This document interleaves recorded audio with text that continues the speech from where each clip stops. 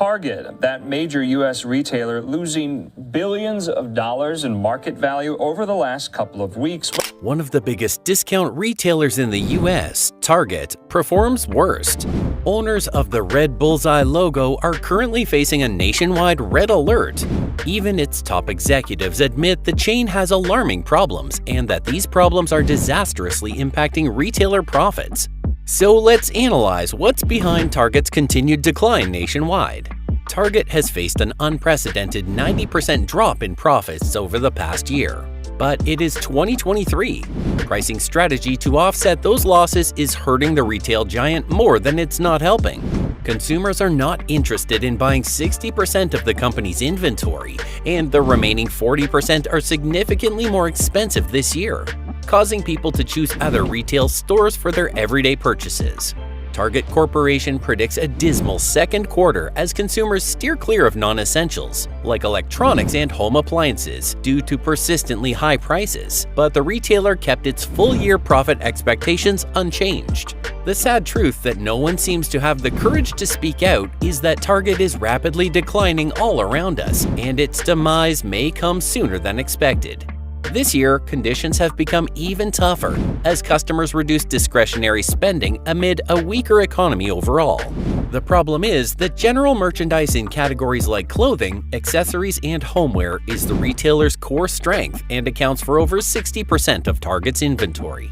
Although the rest of the product offering, about 39%, was in the grocery category, the company's grocery sales did not increase significantly in 2023. In fact, after only increasing 1.7% and 0.8% in January and February, grocery sales were down 0.7% in March and 0.9% in April, generating a boost in food sales of a meager 0.9% for the whole quarter. Indeed, the retail giant may have made a terrible mistake in its pricing strategy, since the company's discretionary items are currently being sold at a discount due to an oversupply of the merchandise. The company has decided to introduce further price hikes on the only profitable item. But customers did not take the price change lightly. Within a year, overall prices for Target's groceries rose 21%, according to data provided by Go Banking Rates. To add to the damage, this year CEO Brian Cornell predicted that Target's total cuts would be around $400 million in fiscal 2021 and hit $736 million in 2022.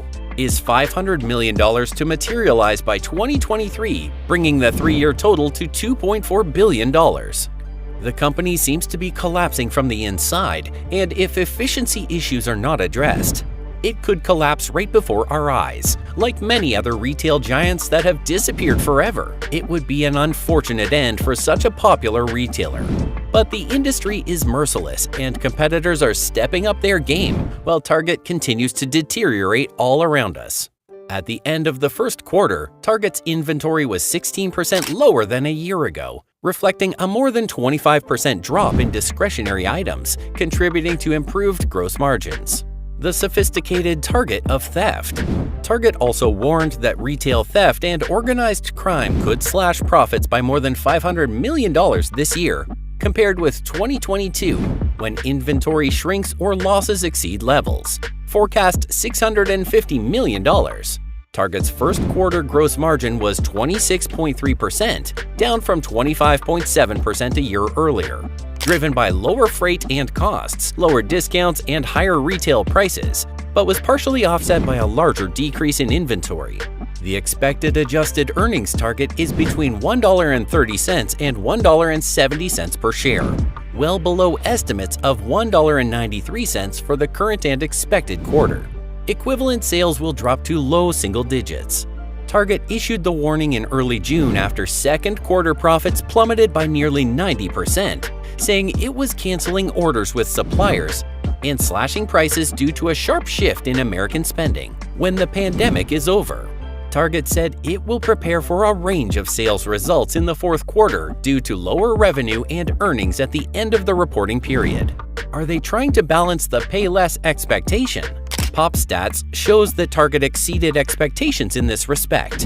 While 17.8% of Target's potential market is households making more than $150,000 annually, The company captures 19.6% of those households.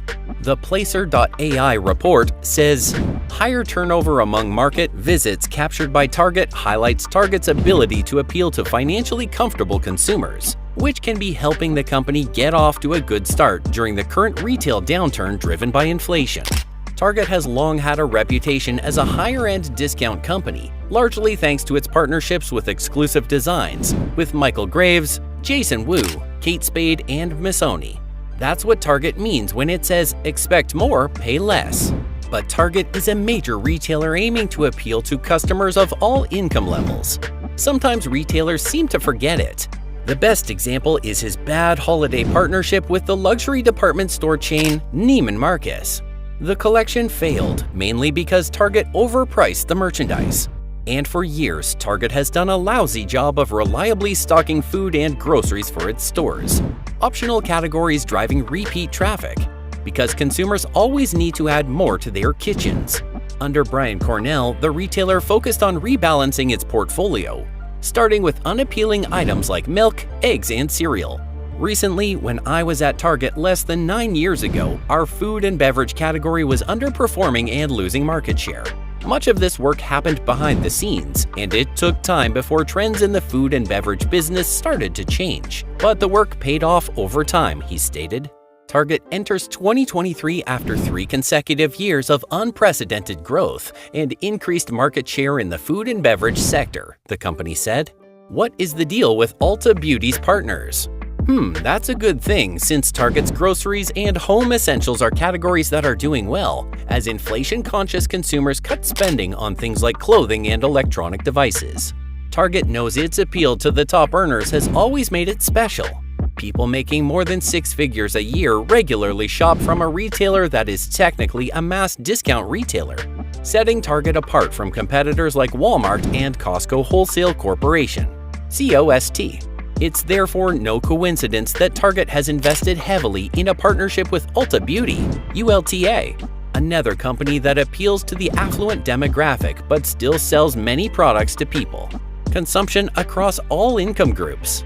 Like Target, Ulta appears to successfully cater to all income groups, and the brand is proving particularly strong among high-income shoppers, the Placer.ai report said. In a time marked by economic uncertainty, data from Target and Ulta shows it's possible to appeal to affluent shoppers while serving a wide range of customers and remaining relevant in a changing market. Raising prices to compensate for lost sales is a deadly spiral that can never succeed. The goal revolves around the drain, according to consumers. So, what do you think about reducing the current Target? Do they need to change their business strategy?